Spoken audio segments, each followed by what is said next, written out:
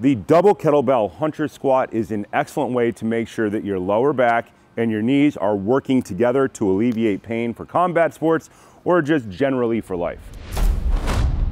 Hello, this is Mark Wildman of Wildman Athletica, and the hunter squat sits somewhere between a normal squat and a Bulgarian split squat. Think of it as the functional version of a split squat that you can do anywhere. This exercise simply mimics that movement that military guys do with firearms, where they're moving with the gun level, and their goal is to get all the way down, pause, rest, eyes up, head up, and stand up without the barrel of their gun tipping down. So people who carry heavy backpacks, who ruck, firefighters, military guys, or martial artists will find this position very, very useful. Anything that you train, barbell, kettlebell, club, sandbag, dumbbell, how you pick up the weight is important. It's called clean. It's something you should be very, very good at. When we pick up our double kettlebells, we're going to point our thumbs back with our arms straight. The kettlebell should be 12 to 18 inches in front of us.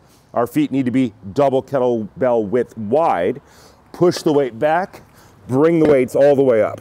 Kettlebells are different than other things on how you hold them.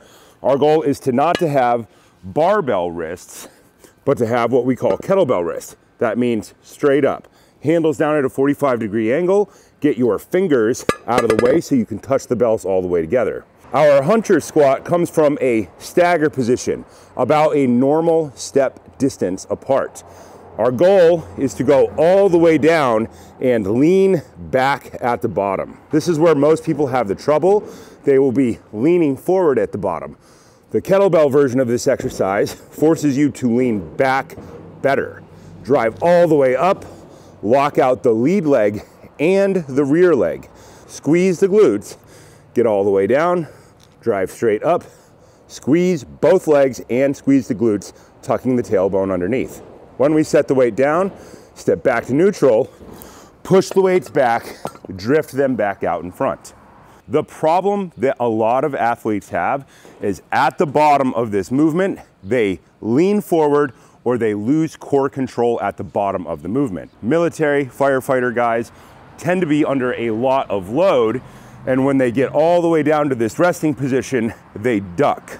Their lower back arches, they lose their core control in their rib cage, and their back hurts when they take off from this position. The kettlebells allow you to have the weight in front of you, allow you to lean back, squeeze your elbows together, drive your rib cage down so that you can learn to engage your core and flatten your back out so that you can drive straight up without a deviation in your spinal alignment. I have a very good side where I drive down, my knee is equal with my toe, and I can get all the way down effectively on this side because my down knee bends all the way. I have a limiting knee issue here from surgery, so I have a hard time leaning back and getting my glutes all the way down on this side.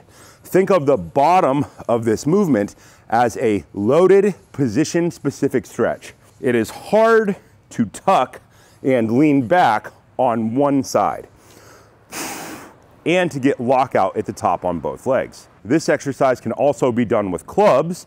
The setup is different, feet together, swing outside the body, come to order position, stagger stance, drop all the way down.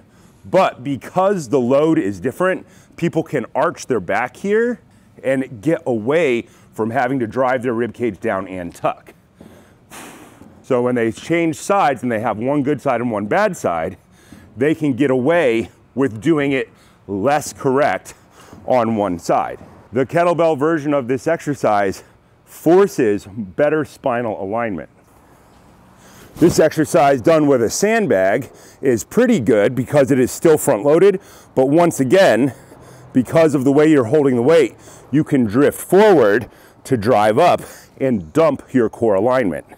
The goal on all of these is to lean back, make your spine as vertical as possible, drive the rib cage down, tuck the tailbone, and hold that contraction all the way through the range of movement.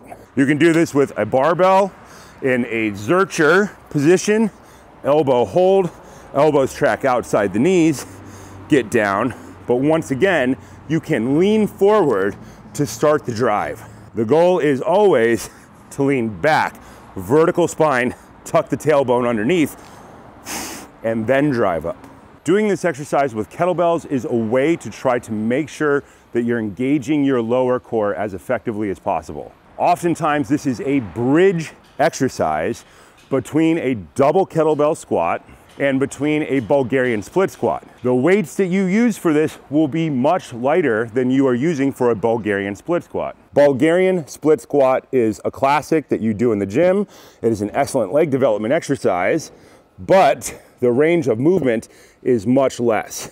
When you do it with kettlebells, once again, you are forced to have a more vertical spine. Oftentimes you see this done in the gym and you see the track down and you'll see a lean forward, which is excellent if you're already a well-trained athlete.